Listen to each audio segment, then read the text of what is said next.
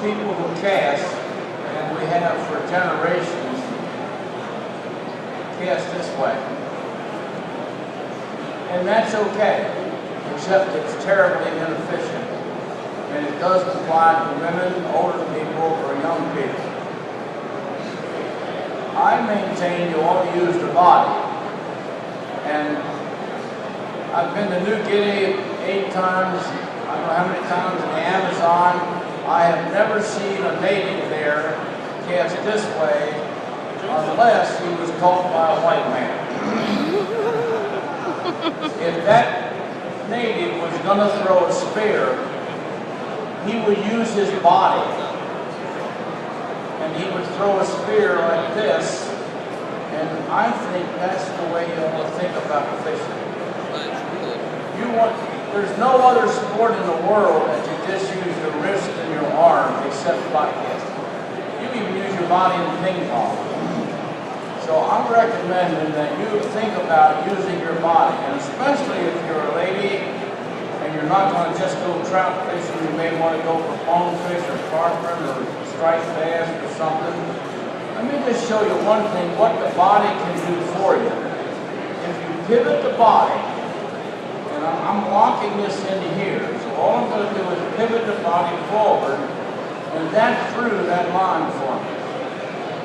So, if we can pivot the body and use the body while we're fishing, not only can we make long, effortless casts and throw big flies like this, but we can make a lot of casts that you can't make this way. There is no one way to fish, or no one way to cast. It depends on the tackle you're using. You don't cast a dry fly the same way a big cloud or a minnow. And you don't cast this way if you're up against a bunch of trees here, and you cast this way, you're in the tree. And I'm not talking about people, I'm talking about methods. But if I modify my cast, I can throw it straight up in the air and make that cast. I may also have to throw a curved cast around that orange thing, that yellow, this little buoy thing here. If that's a trout facing the other way, and you throw the fly out this way and bring it back, and it's a woolly booger about this long, you're attacking the trout with the fly, and he's not going to eat. But if you threw a curved cast that would go around back to that thing, I can now fish the fly across in front of him, and so there is no one way to cast. In fact, I'm 90 years old, and anybody telling there's only one way to do anything, that guy only knows one way. So what I'm suggesting is, number one, that we learn to use the body, and that requires pivoting the body like this. So if I want to make a short cast, I may only take the rod back a short distance in here. I want to make a really long cast. I'm going to pivot my body so that my whole arm and body are making this cast. Having said that, the most misunderstood thing in fly casting is a stroke. A stroke is any time you start slow and go real fast and deliver something. It can be a golf ball with a golf club. 4 weeks ago, I was with Jack Nicklaus, the golfer, and he's a wonderful guy, and he asked me to tune up his casting. He put 20 feet on his cast in a tighter loop in a matter of minutes. I found out later all them guys have coaches, so he was real receptive.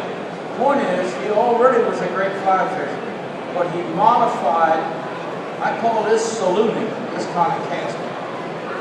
What I'm suggesting that you use your body and your arm, and this, I'm 90 years old, and I have no effort, there's absolutely no effort in throwing this cast.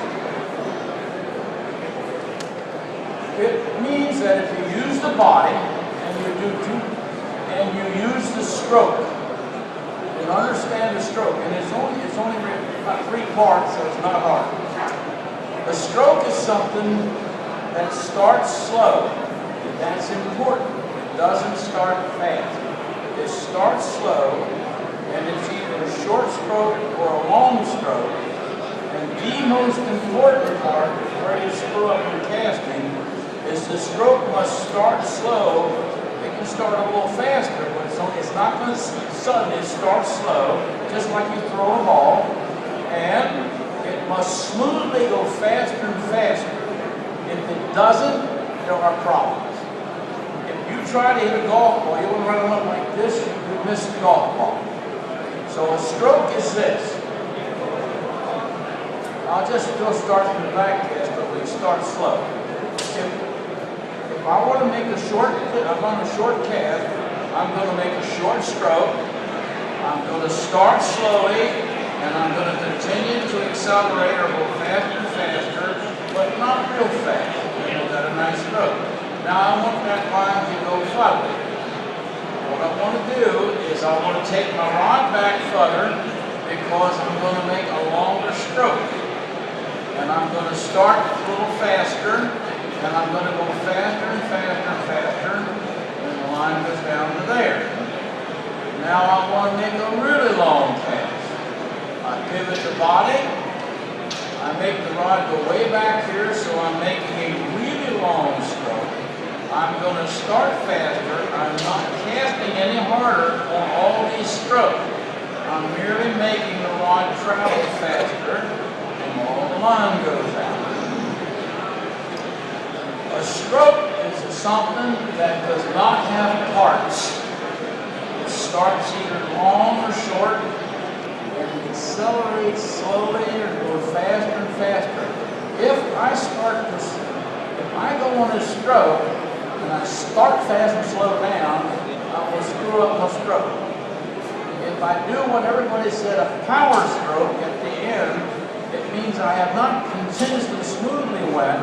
At the end, I changed the stroke and went fast, and it's a major reason why you get that look over. So what we want to do with all strokes is we want to simply, back cast ain't nothing but a forward cast going the other way. I want to pick up all that line, I'm going to start there, I'm going to speed up slowly, I'm going to faster, faster, stop. Slowly, faster, stop.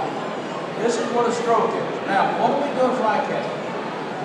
The difference between fly casting strokes and all other strokes is one thing. You throw a frisbee the same way you hit a golf ball. You throw a spear. In fact, you throw a dart like you throw a spear. The difference is the dart only goes a short distance and you don't go real fast. And on a spear, you pivot the body and you start faster and continue to go faster. But you don't go like that at the end of the cast. You simply come forward and let it go. So the difference is that when you throw the spear, when you throw the frisbee, when you hit a golf ball, when you do any of these things, except casting, once the stroke is completed, it left whatever was doing the stroke. But a fly rod is different.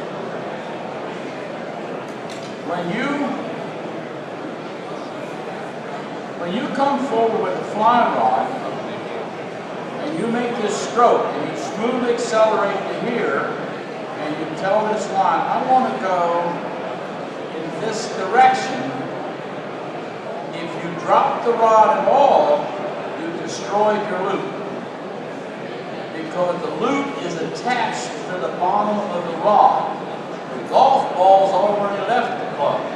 The follow-through in sports is to ensure that the stroke accelerated smoothly in the direction you want it to go. But once the ball is hit, you have no more control over that. When you stop this fly rod, you definitely you have control enough that if you drop the rod at all in the beginning, you're going to open the loop and you're going to lose energy. This thing is simple high school physics. We've complicated fly casting for all reasons. I'm going to make just a short cast once to show you. If I stop in that, and people think, well, where did you stop your fly rod? It's not where you stop it, it's the direction that the stroke stops. So if I stop going that way with a stroke, it goes up. That one went I can start back here stopping and still go off. Or I can wait till I get here. As long as they all stop in the same direction, they're going to go there. Now, if I come forward and I make a nice stroke and I don't stop the rod, I get an incredibly tight loop. Even if I make a longer cast, after the stroke, I'm leaving it there. Now, you don't want to leave it there when it's all the way out there. But if you wait till the loop goes way away from the rod like that, you can now lower the rod. But when you stop the stroke, if you lower the rod immediately, almost everyone has been taught with everything to follow through and make a nice stroke and then drop the rod. What you've done is destroy your own loop and waste energy. So if you want to make a tight loop, and there are many fishing situations when you want to make a big loop. So let me show you how to make loops, and then we're going to go into this in a little more detail. If I wanted to make a nice tight loop at any distance, and believe me, I don't cast any harder here than I do here. I simply make a longer stroke and I start faster. There's no more. I don't know, I'm 90 years old. I don't know if this looks like it. I'm not working at all. Okay, so how do we form those loops? If you want this line to go a long distance, or you're going ahead of your fly, or you need to wind against you or something, you need a tight loop. Because a loop is this. It's a big thing. It's doing three things that will prevent you from making a longer cast. First, you're throwing your energy around the purpose. The second thing is you're throwing all this against the air. And the third thing is something's got to stand it up. So you're wasting energy. Whereas a tight loop, this is the same amount of energy. Tight loop. Went out there. I'm going to make the same cast and make a big loop. That went out to that last buoy. Same amount of cast, drop it off. Went half the distance. So if you want to make a big loop, when you come forward and finish your stroke, drop the rod. If you don't. Now, here's the critical part of the stroke for casting. You know now that you should smoothly accelerate to stop, but it has to be a smooth stop.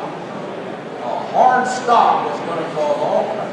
You see guys out here ripping their back muscles and everything like this, and they're not getting anywhere. This is not a muscle sport. This is being smooth and easy about it. When you come forward, you have to smoothly stop down. If you notice, there is no shock in the rod, and loop stays perfect. If I punch this to a hard stop, look at the difference in the cast.